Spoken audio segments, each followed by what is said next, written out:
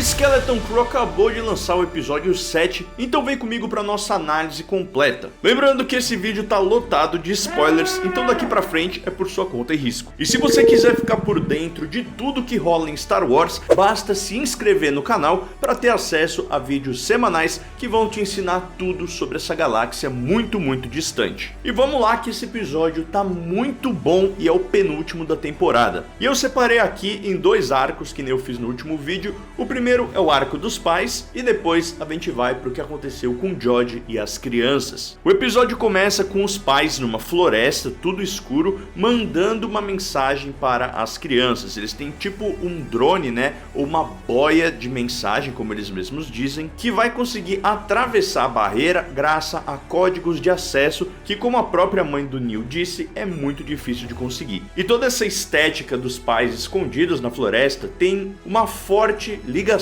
com ET, o extraterrestre, lá no final do filme, onde eles estão numa floresta e eles são caçados pelos agentes do FBI e do governo americano, e o Spielberg faz uma decisão muito legal de não mostrar tanto o rosto dos adultos, mas o perigo e a ameaça desses adultos é representado pela luz das suas lanternas. E aqui a gente vê a luz da cabeça desses robôs funcionando como uma alusão a essas lanternas. Então eu achei que foi uma ligação bem legal com o ET, que é um dos grandes clássicos dos anos 80, e a gente já tá careca de saber que os filmes da Amblin e os clássicos desse período têm sido a grande inspiração para Skeleton Crew. E foi legal ver os pais aí se juntando, tentando fugir dos robôs, e eu queria dar um destaque aqui para a mãe do Neil, que falou, ou quase falou, a clássica frase "estou com um mau pressentimento sobre isso", que aparece em praticamente todos os filmes de Star Wars. E ela foi a primeira a pegar o comunicador e tentar sair correndo até ser atordoada, então a gente consegue ver de onde que o filho dela puxou toda essa coragem. Mais pra frente no episódio, a gente vê as crianças recebendo essa mensagem dos pais. E foi interessante porque cada pai teve o seu momento para brilhar, com a Farrah falando que a Fern não precisava se preocupar, que ela não ia estar em apuros, o que é uma mentira, a própria Fern já sabe disso. As mães da KB explicando o que ela precisava fazer para não ter nenhum problema com o funcionamento do seu sistema de vida. A gente é interrompido no meio da fala delas, mas dá para ver uma parte que fala que ela precisa se manter seca. E realmente o que deu problema no sistema dela foi a umidade do spa, então as mães sabiam do que estavam falando. Depois a gente passou para a mãe do Neil, que falou que o Tulo perdeu um dente e que tá com muita saudade do irmãozinho dele. Inclusive do lado dela tava o pai do Neil, que é um elefantão forte, bombado. A gente viu ele em algumas artes dos cards promocionais da Topps, e eu quero ver mais desse personagem que praticamente só apareceu nessa cena. E por fim, é meio que revelado que os pais já sabiam de tudo que acontecia em Hatch Hatching, com o pai do Win falando que eles, né, as crianças, só deveriam descobrir tudo isso depois que eles se formassem na escola. Ou seja, pelo que eu entendi, me parece que tudo que tá rolando em Hatch Hatching é revelado para as pessoas em algum ponto. Até porque todos os trabalhos de Hatch Hatching devem ser relacionados à Casa da Moeda. Afinal, o planeta é o grande banco da galáxia, e pelo que eu entendi, isso tem acontecido desde a época da Velha República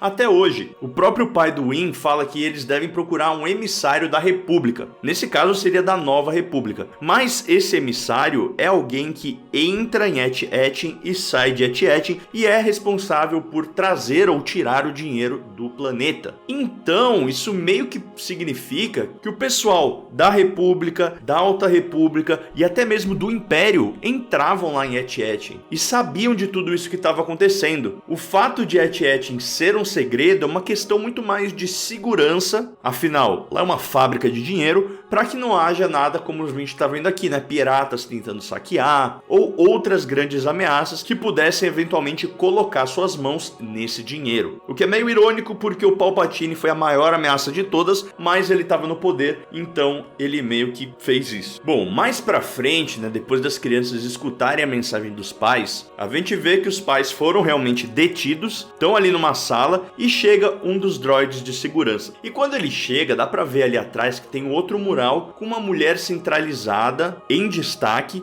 e duas mulheres de capuz mais aos lados adorando ela. E aí a gente entra naquela seara, será que essa é a concubina? O que será que tá acontecendo? Será que é a supervisora? O que não é o caso, né? Porque o supervisor é um homem, a gente ouviu pelo menos a voz dele, eu já vou falar um pouquinho sobre isso, mas o jeito que essa cena foi construída, me passou uma impressão de que talvez Et-Ettin, em algum ponto, era administrada por humanos, mas agora é administrada por droids. Por que eu falo isso? Beleza, começou a cena, aparece esse mural. Você já fala, tem uma mulher ali, quem será que é ela? Mas, logo em seguida, o droid fica centralizado bem na frente da mulher, ainda com aquelas duas figuras adorando agora o droid. Então, se a gente for puxar aqui para uma semiótica, um negócio mais cinematográfico, dá pra gente entender isso como um tipo de foreshadowing ou prenúncio de que os droids agora são quem administram o local. Existem duas frases também que meio que corroboram com isso. A mãe da KB nessa cena fala: o problema é que vocês droids não escutam. Mas aí ela tá falando isso pra esse droid de segurança ou ela tá generalizando? Tipo, os droids que comandam Et-Ettin. E mais pra frente no episódio, a gente vê o George descendo lá com os droids de segurança pra Casa da Moeda e ele fala: me chame o seu supervisor. Melhor falar com ele do que um droid. E isso ficou muito na cara de que vai ter um plot twist aí, ou uma quebra de expectativa, na verdade, de que o supervisor é um droid. E aí vamos falar então da voz do supervisor, que, como a gente viu nos créditos, foi dublado pelo Stephen Fry, que é um ator britânico conhecido muito pelo seu papel em V de Vingança e que já trabalhou ao lado do Jude Law em Wild, uma biografia do Oscar Wilde. Então, pra mim, se eu fosse apostar aqui, eu acho que é isso. Et-Ettin por muito tempo foi administrado por humanos, mas acabou rolando uma troca de poder e agora quem administra são os droids e o supervisor, vivido aí pelo Stephen Fry, deve ser um droid. Essa é a minha aposta. E pra finalizar essa parte aqui dos pais, uma outra coisa interessante que me veio à cabeça, vendo aqui a escola e tudo isso de novo em Et-Ettin, foi que aquele episódio lá de Et-Ekron, que todo mundo falou, é um filler. Se a gente for olhar pra trás, ele pode ter apresentado uma grande arma de Chekhov. O que é a arma de Chekhov? Eu falei isso no último episódio. Esse é um artifício de roteiro que estabelece que se algum objeto, algum item ou algum elemento foi apresentado no primeiro ato de um filme ou no começo de uma série, você pode esperar que esse item ou esse objeto ou esse elemento vai servir para alguma coisa mais pro final da narrativa. Ou seja, se tem uma arma na parede ali no primeiro ato do filme, você pode ter certeza que no terceiro ato essa arma vai acabar sendo pega por alguém e vai disparar. Isso é feito para os roteiristas não ficarem fazendo falsas promessas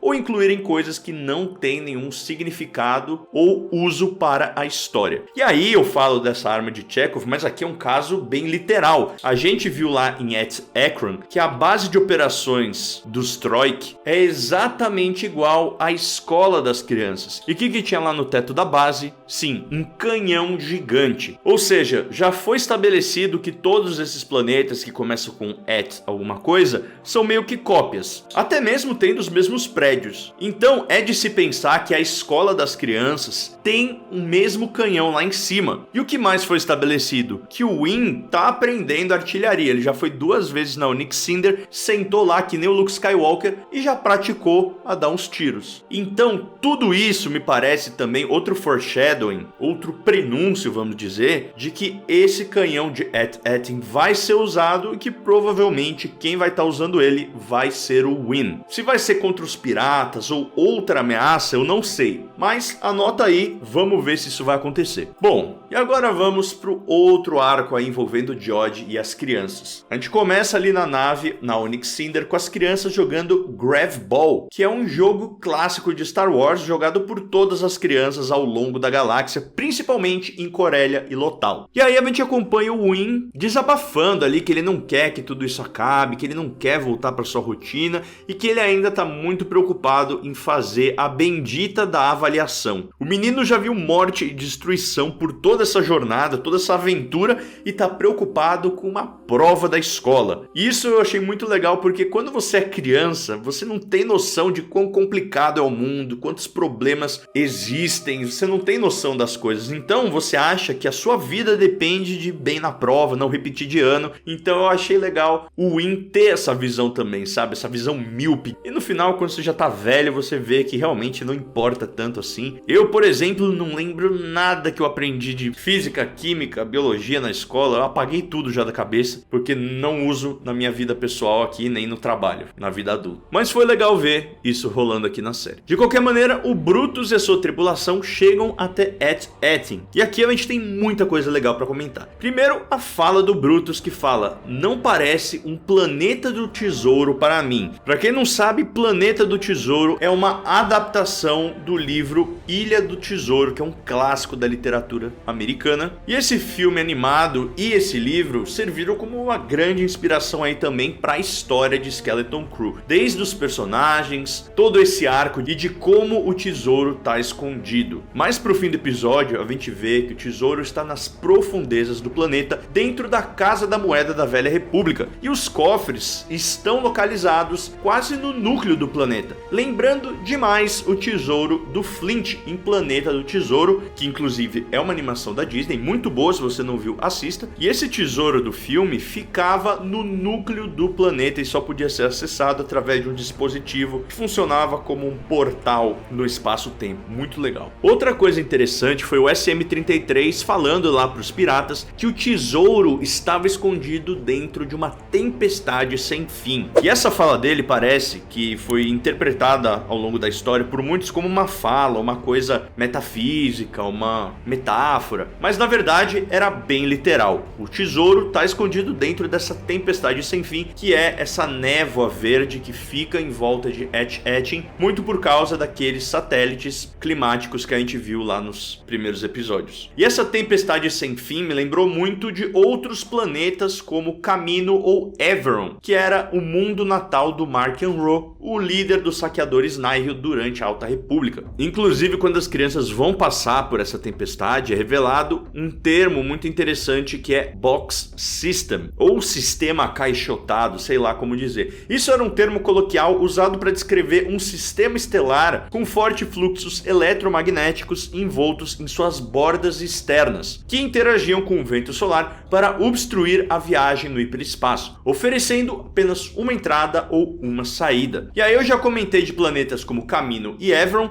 mas também existiam planetas como Exegol, Lassan e Castle, que também funcionavam como um box system. A gente até viu ali o Brutus mandando, um dos seus piratas. Inclusive, o pobre do pirata Quarren, que sonhava em ter a sua fazendinha, foi de arrasta pra cima, então F no chat aí pra ele. Inclusive, quando a nave dele foi destruída, deu pra ler ali em Aurebesh, Signal Lost, ou Sinal Perdido, indicando que a nave dele realmente foi destruída. Mas a nave dele tem um detalhe interessante. O indicativo de chamada dela era Revenger 1, que pode ser uma conexão com os Revengers, que era uma gangue pirata do Legends, localizada no planeta de Rishi, que apareceu no jogo Star Wars The Old Republic Shadow of Revan. Então, uma ligação aí com o nosso querido Darth Revan e a Velha República, que inclusive saíram essa semana rumores de que a Disney estaria trabalhando em uma série live action da Velha República. Enfim, depois eu faço um vídeo sobre isso. As crianças eventualmente acabam chegando com a Onyx Cinder e sendo capturadas pelo raio trator da nave dos piratas. Raio trator esse que a gente tá cansado de ver em Star Wars, mas que apareceu pela primeira vez em Uma Nova Esperança, quando a Millennium Falcon foi capturada pela Estrela da Morte. O George eventualmente acaba matando o Brutus, fazendo com que o personagem entrasse aí para uma grande seara icônica de Star Wars, de personagens com visual insano, mas que falaram pouco e não fizeram muita coisa, como Boba Fett na trilogia clássica, a Capitã Phasma na trilogia sequel, o Darth Maul na trilogia prequel e tantos outros. Uma pena porque eu tava gostando muito do personagem, mas eu acho que ele apareceu muito pouco. E o erro do Brutus foi ter avisado o George que na primeira oportunidade ele ia matar o cara. Então Então ele facilitou a vida do George, que fez justamente isso com o Brutus antes que o Brutus fizesse isso com ele. O Brutus foi muito juvenil nessa. E até a cena que ele mata o Brutus eu achei muito impactante, assim, sabe? Foi um negócio que eu não tava esperando ali na hora. Mostrou muito sangue frio do George e tô gostando, assim, de ver o personagem, o caminho que ele tá trilhando. Ele tá se tornando um excelente vilão. Inclusive, o momento mais impactante aí do episódio foi quando o George decapitou o SM-33. Eu até soltei um grito aqui, porque foi um negócio que eu não tava esperando. Eu gosto muito do SM-33, claro que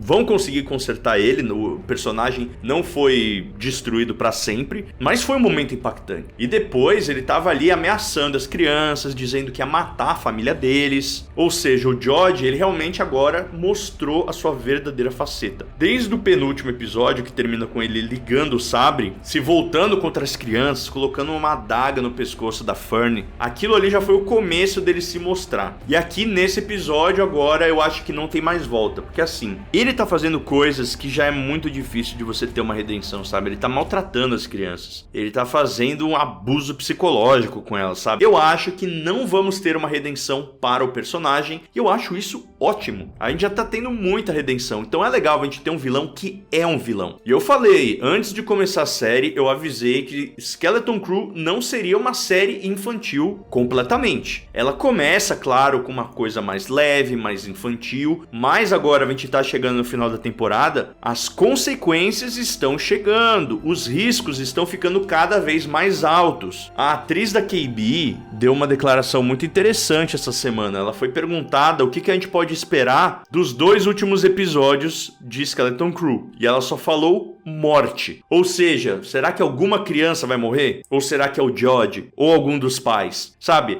Então, a gente teve uma parte mais leve, mais tranquila no começo da temporada, e aí as coisas foram desenvolvendo, evoluindo, e agora a gente tá com um clima bem mais adulto. Pô, a gente acabou de ver o George dar um tiro na cara do Brutus, decapitar o droid, ameaçar matar a família das crianças e ainda esculachar eles, fazer eles chorarem. Então, não é tão infantil assim. Mas claro que tem muita gente que nem tá assistindo a série porque ficou com esse preconceito que seria muito infantil. E uma pena, né? Porque tá perdendo uma baita série. Skeleton Crew tá sendo uma das melhores coisas aí de Star Wars. Bom, enfim, o George eventualmente acaba perdendo o comando pro Win, porque o SM-33 invocou novamente o código do pirata e falou: a nave tem que ser clamada. E o Win já tinha feito isso lá no final do último episódio. Então o que é justo é justo. A nave ficou com as crianças, mas, como eu comentei, o George acabou sendo um mau perdedor e passou o sabre aí e retomou a nave. Queria aproveitar para te falar que a Hicks Forge, a maior e mais completa loja de sabre de luz do Brasil, tá com uma promoção imperdível para você começar 2025 com um sabre novo. Todos os sabres da família Skywalker estão com 7% de desconto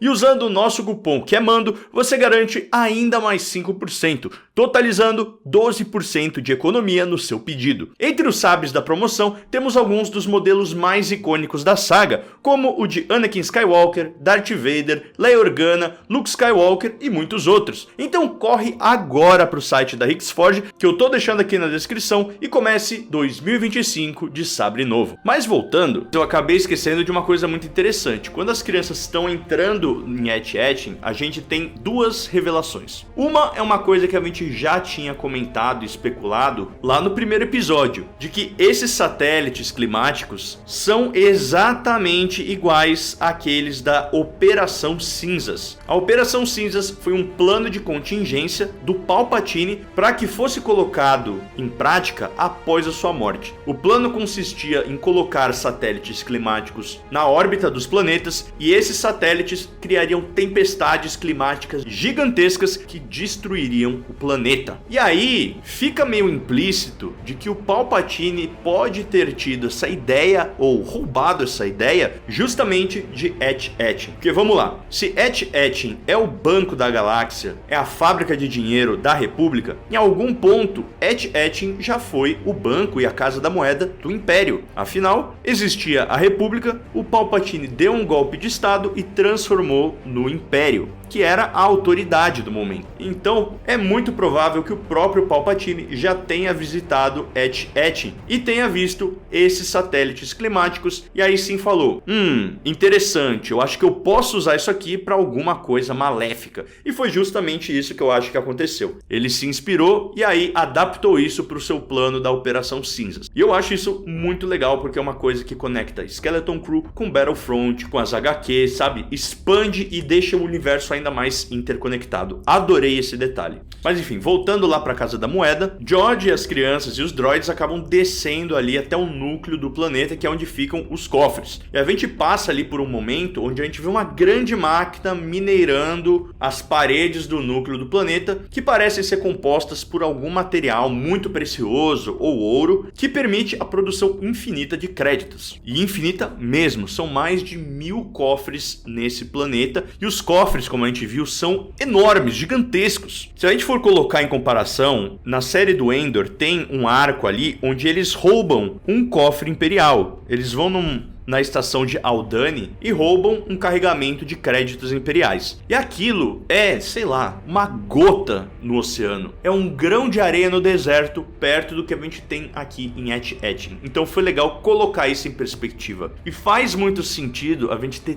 tantos créditos assim, porque esse é o banco da galáxia. Tem que ter dinheiro aí para alimentar a galáxia inteira. Então realmente é muita grana. E o episódio termina com as crianças se reencontrando com os pais, e eu confesso que aqui eu senti que faltou a gente ver mais dos pais, até para dar um peso maior nesse reencontro deles. Os episódios de Skeleton Crew foram muito curtinhos ao longo da temporada. Esse aqui, por exemplo, não deu nem meia hora, foi tipo 27 minutos, tirando os créditos e todas essas coisas. Então caberia super uns 5 minutinhos, 10 minutinhos dos pais por episódio, sabe? Eles se reunindo na casa um dos outros, falando: tá, como que a gente vai fazer? Ah, você vai fazer isso, eu vou fazer aquilo, sabe? A gente viu isso só no episódio retrasado, se eu não me engano, lá os pais se juntando e tentando hackear o computador, e foi só. Então a gente poderia ter tido mais dos pais ao longo da temporada, pequenos pedaços por episódio, até pra gente ver mais dessa dinâmica deles, que foi super legal, ver como eles estão preocupados, como isso tá afetando eles, né, perder as crianças. Tudo isso faria com que essa cena do reencontro deles fosse muito mais poderosa. Tipo, você vê eles se reencontrando, claro que você fica um pouco mexido, porque você sabe que um pai ama um filho ama um pai, você tem pais, você sabe como é essa dinâmica, mas isso não foi explorado na série, caberia super, e não acho que ia encarecer a série, ou ia sair muito da narrativa. Então eu acho que essa é uma crítica que eu faço aqui, que a gente poderia ter visto mais dos pais ao longo da temporada, que só agregaria a série. E aí o episódio termina com o George ligando o sabre e fica esse suspense, ele vai matar os pais aí na frente das crianças? Bom, eu acho que não. Eu acho que o George, do jeito que ele é fragmentado e gosta de criar várias identidades e tal, ele vai chegar agora pros pais e vai falar: olá, meu nome é George Nanawood, ou ele pode criar um outro nome de mestre Jedi e falar que ele é um Jedi honrado, que ele encontrou as crianças, que ele salvou elas, trouxe elas de volta, sabe? Ele vai meter uma dessa. Eu não acho que ele vai botar tudo a perder e matar o pessoal aí. Então acho que isso é só uma maneira de terminar o episódio com um ganchinho aí, mas não cair muito nesse bait. Acho que vai acabar dando uma desconversada ali no começo do episódio. De qualquer maneira, achei um excelente episódio. Vamos pro season finale com tudo. Tô muito curioso pra ver quem vai ser o supervisor, se ele realmente vai ser um droid, como a gente tá especulando, e falar que eu estou adorando a série. Apesar de pouca gente tá assistindo, eu tenho certeza que ela vai crescer bastante aí no boca a boca, e tô torcendo pra que a gente tenha uma eventual segunda temporada com esses personagens mais velhos, quem sabe adolescentes ou até adultos. E se você chegou até aqui, comenta: o supervisor é um droid, pra eu saber que você é um dos poucos mandalorianos ponta grossa que chega até o fim do vídeo. É isso, te vejo no próximo vídeo. Semana que vem tem mais Skeleton Crew. Muito obrigado pela companhia e this is the way.